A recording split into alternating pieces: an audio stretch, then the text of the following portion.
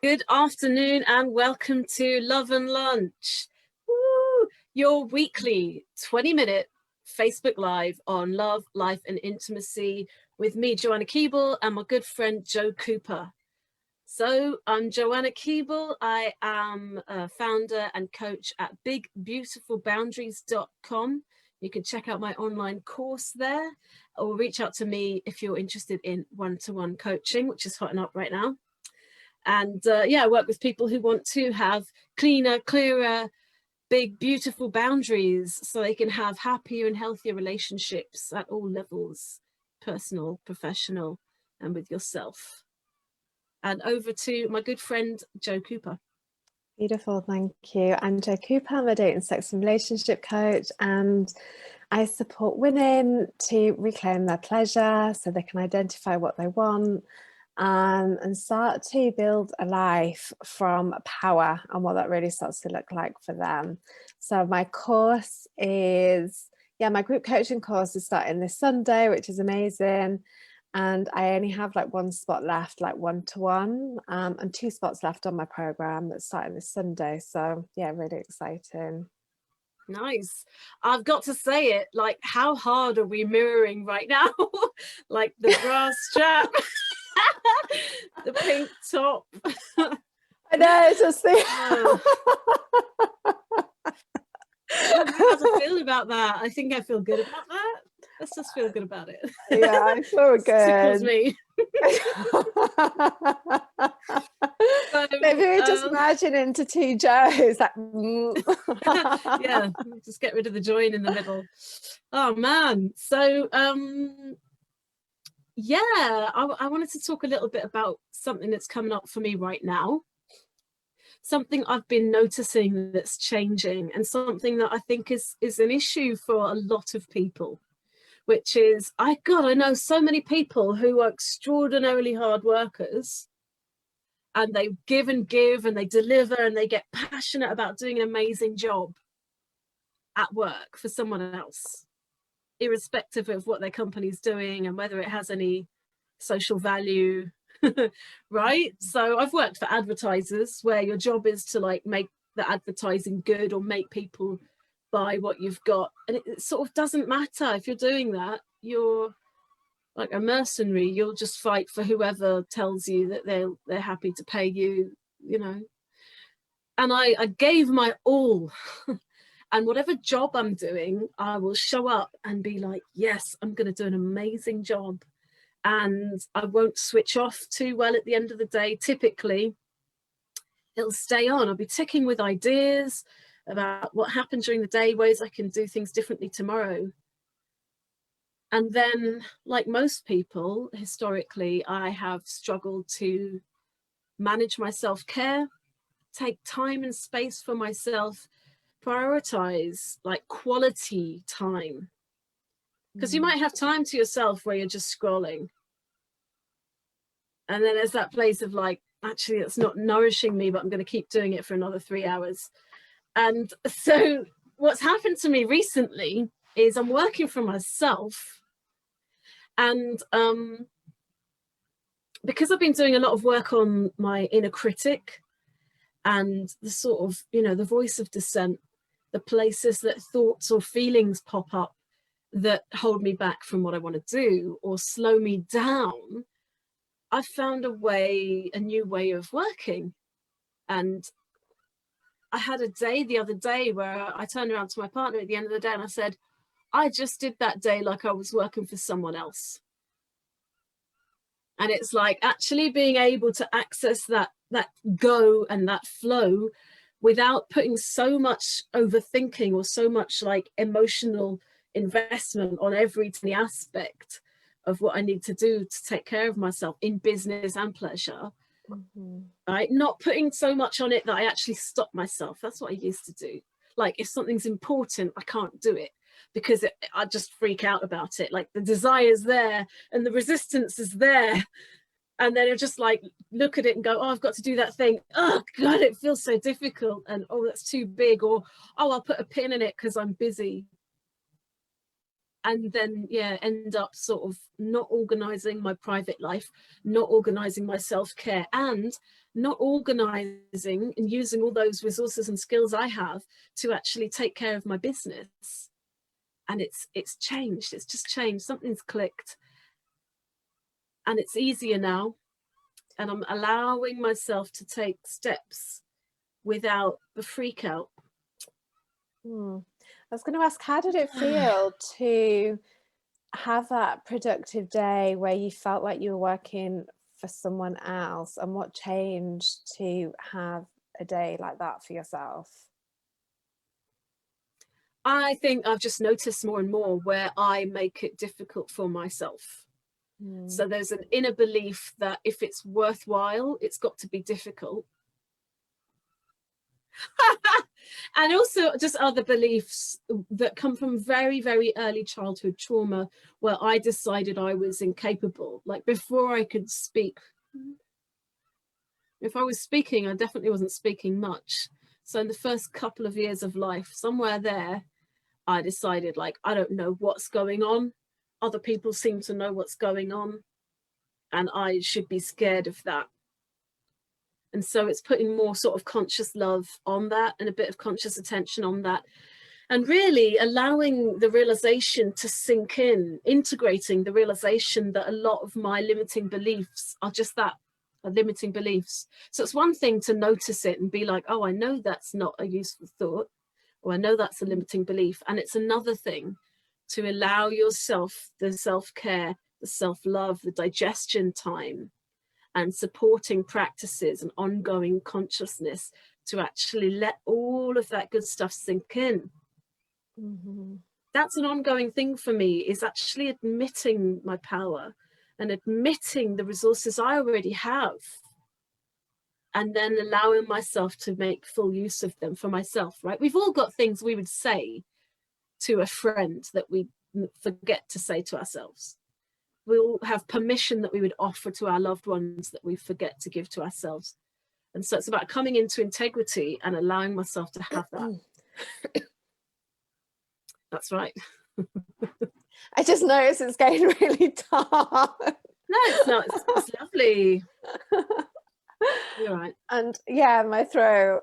Something Interesting. What's an interesting coincidence. Yeah, I'm just trying to think. I actually can't relate to the work thing, because for me, I went actually completely the other way. You know, Awesome. spent years doing a job because I actually didn't believe in myself, believe in my gifts, believe in my skills. That part's the same. But different side of the coin, hey? It is. And I just spent years in a role because of safety. Oh, the system's paying me money. Yeah. Therefore, I don't have to put attention on what I really want to do. But then I'd go to work and I just check out all the time through different forms, especially in my 20s. I used to drink a lot. And I remember crawling under the office one day and having a nap because I was still drunk. And it was just like, I was wild. I was absolutely wild. And I think I was more wild from just rebelling and not owning and not taking responsibility. The rebel came out in all different types of ways, from not really owning. And it's amazing that I'm actually doing something that I deeply love. And this is one of the most beautiful points in my life, because I'm finally coming into a place of like balance and harmony and self-respect. Like I have so much respect and love for myself. I'm just like, I like fucking love myself. Like I would shout it from the rooftops. And I think the feeling where I can feel some kind of the resistance or frustration that I'm feeling at the moment is when I'm engaging in conversation with people or stuff is going on. I'm just like, yeah, it just doesn't feel on. It doesn't feel on. And I think navigating that space, I feel like I'm so self-aware at the moment that sometimes it can almost like be too much. because I can feel so much. I'm just like, what do I do? What do I do with all of this information? I can feel my intuition is very strong. I was in my yoga practice this morning and I was just asking myself, like, the masculine that I can just feel that just wants to drive and get X, Y, and Z done today. And then the part of myself that wants to feel, and you know, she feels exhausted and undernourished. And I had to sit on my yoga mat and have a conversation about how to come back into like balance again. And it was really beautiful. And I was just like, wow, I've never had these chats with myself before. Never. It's not like before I go to work, I'm like, hey, how can I still nourish the, you know, the feminine, creative, receptive part of myself that still gets met while this person needs to go and achieve X, Y, and Z by the end of the day. And I think for me, there's a different language that's starting to happen and open up. And I guess it's bringing up a new set of, it's given, yeah, I guess a new look, a new sight, a new perspective that I'm just beginning to explore, to be honest. So it's like, it's new, and it's quite humbling, but humbling with responsibility from our conversation that we're having just before this. So I think that's New is such a good one. What is? New. Yeah. New. So in dance, because I used to dance, right? I used to teach dance. I used to dance competitively. And there's this weird thing when you improve where everything you're doing feels creepily wrong because it's new. And I learned that when something feels off, that's probably because I've improved. And so it's letting go of the thing that you learned that you thought was the right way. It got you so far. It worked really well in the beginner's dance class, but actually as you up level, you've got to let go of some of the things that you've been doing and be willing to step outside. And there's this kind of weird discomfort of like, I don't really know what I'm doing. And it definitely feels part of my brain or my body tells me it's wrong because it's not what I was doing before. That worked in some form before. And I've had that same feeling of weirdness come up in my relationships when I stopped repeating lifelong limiting habits. When I stopped going around the like, oh my God, why is this happening again? Why does this keep happening to me?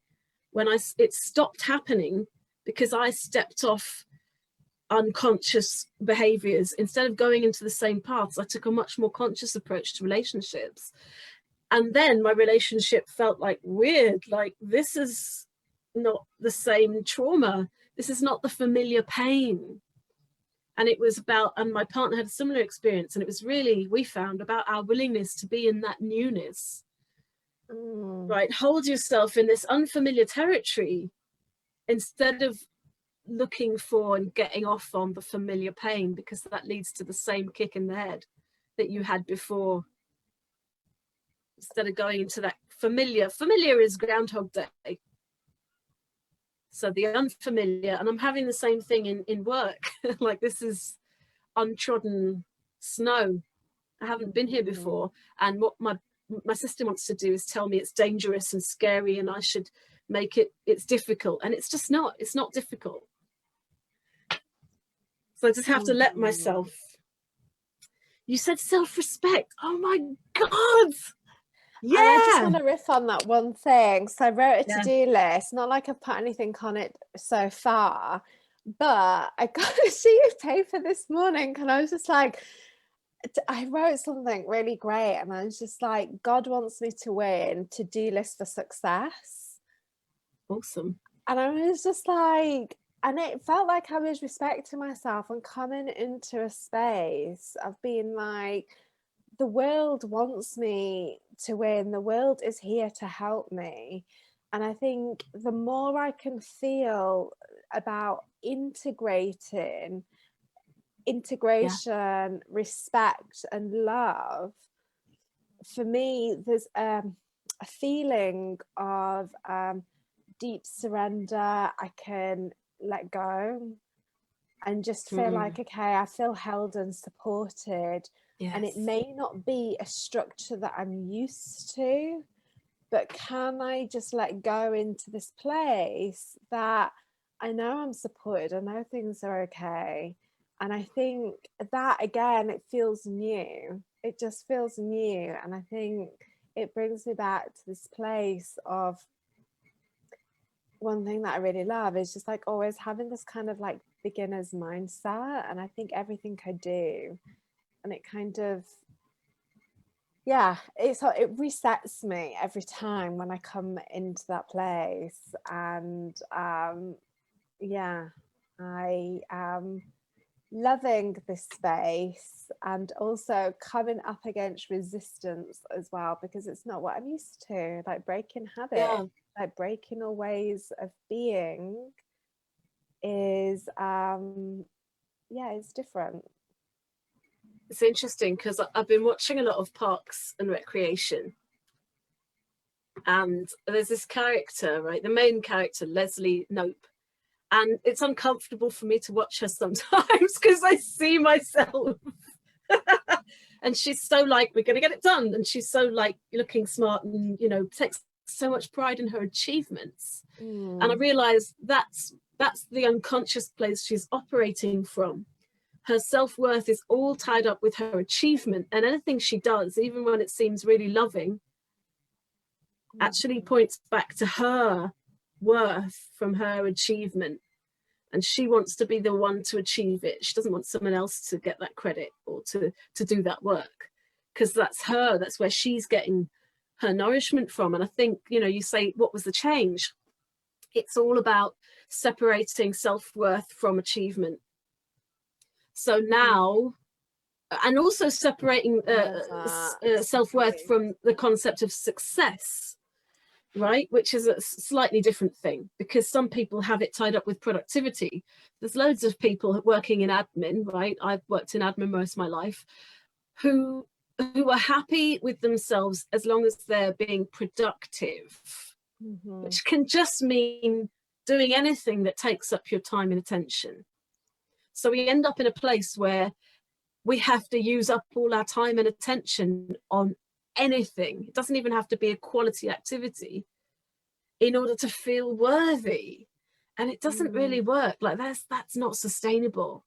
That, believe me, from one who's been there, that is the path to burnout and breakdown. So yeah, really self-worth, where you getting your self-worth? Are you treating yourself with respect? It's okay if you're not, super common. But hey, there might be something that you want to work on there, right? Yeah, 100%. It's really powerful. I'm just making some notes. Brain is ticking. Yeah, really juicy, amazing. And we've done 20 minutes already. Done. Done. Yeah, brilliant. Okay, super. So I think we've left it on a very nice peak ending there. Yeah, let us know if anybody's watching right now, or if you are watching the replay, #replay. Let us know if any of this resonates with you, and any thoughts or feelings or any questions that you want to ask us. We're here. You can reach out to us privately or at the bottom of this video. We would love to hear from you. And I will just wrap up by saying that if you are interested in learning how to magnetize exactly what you want in a relationship, while getting your needs met, then get in contact, because the group coaching program that's starting on Sunday is going to be amazing. You will love it, and we can have a conversation further about that. As I said, I've only got 2 places left, and I do have some calls this week, so let me know. And yeah, I'll hand over to you, Joanna. Thank you. So if you struggle with your genuine yes and no, if you find yourself making excuses for why you can't do something when you just don't want to do it, if you get upset with other people's yes and no, if you want the communication skills that you don't have right now to help you navigate intense and tricky conversations or communication in the bedroom, check out my online course at bigbeautifulboundaries.com. And that's all I have to say about that. Beautiful. We will definitely post our groups at the bottom of this so you can stay in contact with us. And brilliant. We will love you and leave you. Have a beautiful rest of the day, and we will see you lovelies next week. Ciao. Yeah.